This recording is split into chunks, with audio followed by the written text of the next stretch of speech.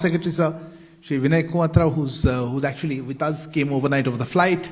Also our ambassador to Germany, Shri P. Harish, Ambassador Harish, as well as Sandeep Chakravarti, Joint Secretary in the Ministry of External Affairs, looking after the Europe West Division. It's late, I won't talk much. What we will do is try to keep this short. I'll request Foreign Secretary to say a few brief remarks, and we'll try to take a few questions, which is the reason you are here. But let's stick to about one question, and let's see if we can wrap it up. We all have an early morning, I'm sure, tomorrow. So, floor is yours. Okay. Thank you very much, Ambassador Harish, Mr. Sandeep, Joint Secretary, DG of Europe West Division. Friends from the media, thank you very much for coming for this this press briefing so late in the evening. We have just concluded the Berlin leg of Prime Minister Modi's three-nation tour. It has been an intense day, hectic schedule, quite packed.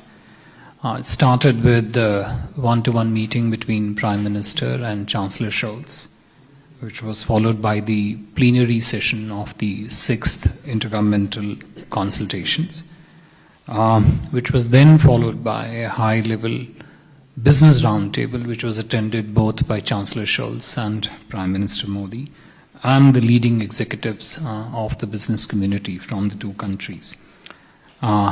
It was thereafter followed by an address by the Prime Minister to the Indian community, a very enthusiastic diaspora event earlier this evening. And we have just concluded the final segment of the official program, which was Chancellor Scholz's private dinner for Prime Minister Modi. The joint statement, which outlines the overall scope and the scale of partnership between India and Germany, is already out. I think it's in the public domain for all of you to see. Besides that, there have also been the documents signed between the two countries.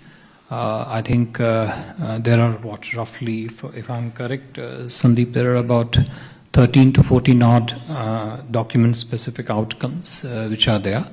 I would only list out a few key ones in terms of putting a frame to those outcomes.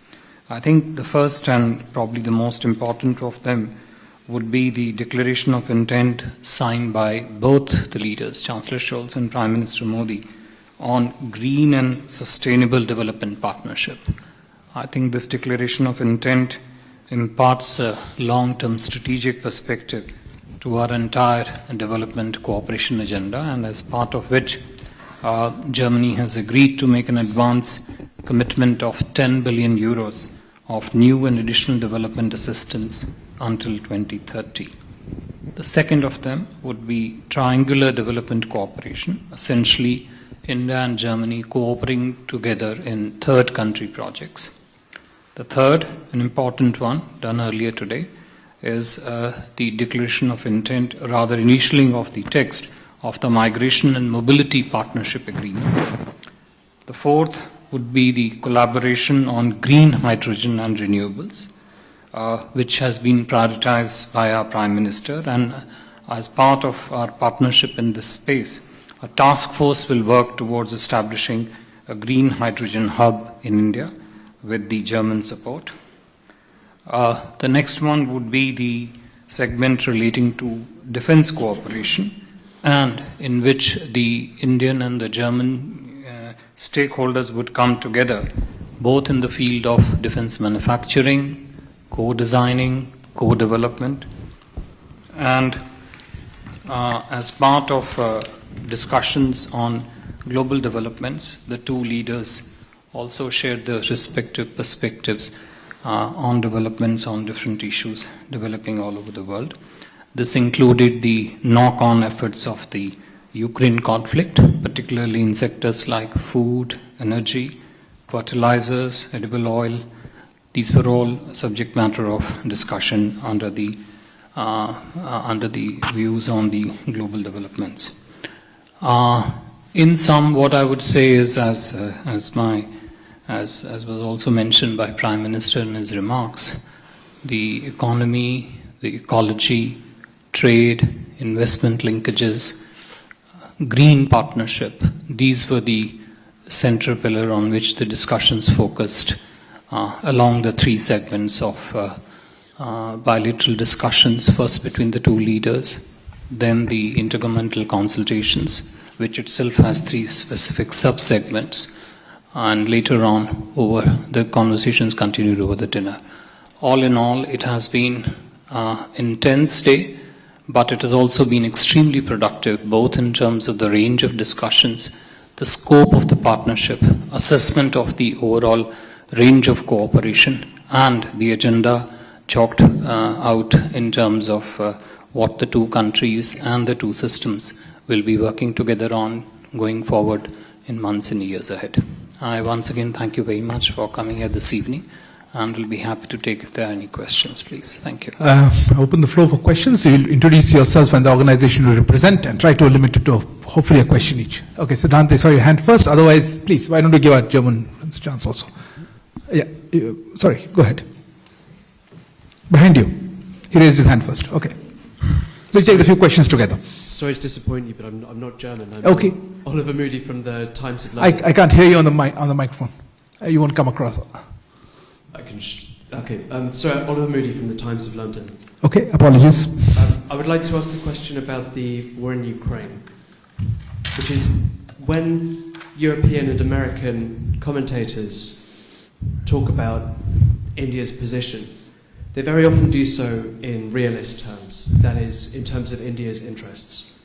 It's also clear, though, that there has been a strong value component to Indian foreign policy since at least as far back as the Bandung Conference in 1955.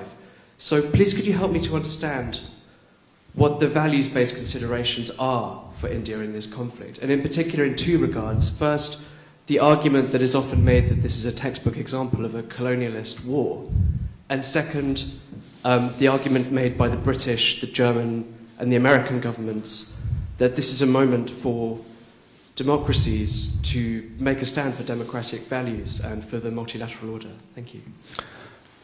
Anybody else on the similar Ukraine question? Why don't we take them together? No? Okay. Any other questions? Okay, Siddhant, go ahead. So Siddhant from Beyond, will the Prime Minister be travelling to Germany next month for the G7 since the invite has been extended now? Well, I think 2 days ago people were asking whether the invite has been extended. Anyway. Any other questions? Okay, I think that's sorry? Yeah. Please. So you mentioned, this is Ashish from TV9. You mentioned about the defense cooperation, specifically in the manufacturing area. Was there anything specific that was discussed in the submarine deal? Because that's one of the biggest things as far as the German companies and the government is concerned, specific to Project P75 India. Second, was there an invite by Prime Minister for German Chancellor to visit India? Okay, we'll take one more here and then. This is Isha Bhatia from Deutsche Welle here in Germany. So you briefly mentioned that there was talk about third countries project. So if you could throw a little bit more light on what was really discussed as far as the third countries are concerned. Thank you. Should we take one more and wrap it up, sir? Maybe ma'am there. Just Theresa Steens from the Handelsblatt. Could you repeat again? Sorry. Theresa Steens from Handelsblatt. I was just wondering, should it come to an oil embargo from the European side, how India would react to this with regards to commerce with Russia? Okay, thank you. I think I'll just frame, I think it's obviously very clear from the outcomes of the discussions between the two leaders, but I'll still make it very clear. I think we all need to keep in mind that the principal objective of the intergovernmental consultations is to focus on the entire range of bilateral partnership. That is the core purpose for which the intergovernmental consultations take place. in which the ministers, besides the Prime Minister, the ministers are there from the two respective sides to assist the two principals. As part of extensive conversation between the two sides, the developments happening in other parts of the world are also taken up. But the principal objective is the bilateral cooperation between the two countries.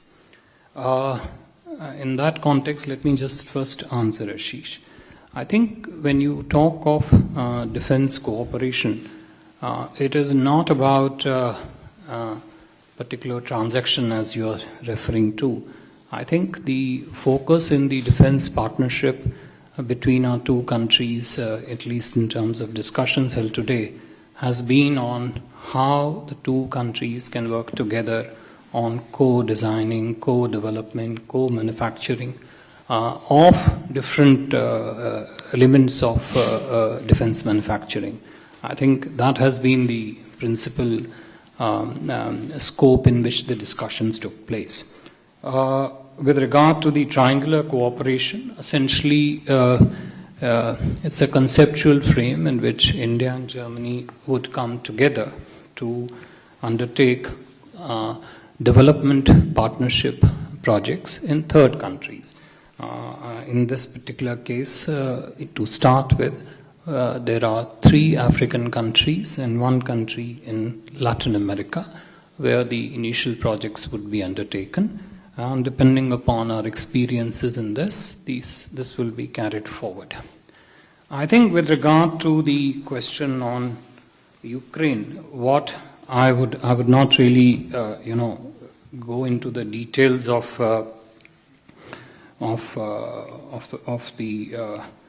the elements of position of India, because this has been amply clarified in many statements of ours. What I would broadly put forward to you and the major strands of it, one has been that we have consistently, right from the onset of the conflict, talked about immediate and early cessation of hostilities and the resolution path which goes through diplomacy and dialogue. I think these have been the central pillars in terms of our position, which we have explained many times. The question of principles, question of values, question of interest, I think eventually it's a question of balancing principles and interests, and I think our position amply takes care of our principles as also our interest. I think so far as Ukraine is concerned, I would limit myself to that. I think there was a question relating to Prime Minister. Invitation to the to Chancellor. Yes, Prime Minister did extend an invite to Chancellor Scholz, and I think we'll work out the subsequent elements of it through the regular diplomatic channels. One on G7, one on the oil embargo, what we'll do? Sorry, I didn't quite get the question on G7. I think it was your Siddhant's question. Yeah, I think we all heard what I think Chancellor Scholz said in his remarks, in his press remarks. So I think we'll now be taking it forward through regular channels in terms of how this is taken forward. What was the other? And there was the oil embargo on Russia. You would react, or is there anything particular the Europeans put oil embargo? And Isha Bhatia, something about the third country, which you answered already. Third country I've answered. I think in terms of oil embargo, again, I think if you look at the actual situation on the ground, the quantum of oil imports by India from Russia is probably a small fraction of what perhaps the rest of the world imports from Russia. Ultimately, we essentially look also this element from the perspective of energy security, which I think is not just India, but other countries are also pursuing. Thank you, sir. If there are no further questions, sorry, I thought last round. Okay, take one, quick one. Hi, this is... You're not a mic. Hi, this is Danish Khan from Times Now. I will be really interested in knowing a bit more on the migration and mobility one. Because generally the perception is India is looking towards UK or US or Australia. So something about migration and mobility in Germany. What is there some visa regime changes that's expected, or what is it? Thank you. No further questions, so that will be, I think we'll give it to the last one. Yeah. I think the central element of migration and mobility agreement is actually connectivity between the people of the two countries. It has elements which essentially facilitates a movement of professionals between the two countries. It would also have elements in terms of looking at how the entire question of migration can be systematized between the two interior ministries. But yes, it does have elements which facilitates movement of professionals, leading to increase in trade and services, and maybe in some elements trade of goods also. So thank you very much for taking time out. Thank you to all of you. I'd also like to thank our ambassador, Shri Harish, as well as to Sandeep Chakravarti, Joint Secretary Europe West, for being here. Thank you for joining us. Good evening. Thank you. So there you heard the briefing by the Foreign Secretary, that's Vinay Quatra, related to Prime Minister's engagements in Germany, where of course he highlighted the kind of grievances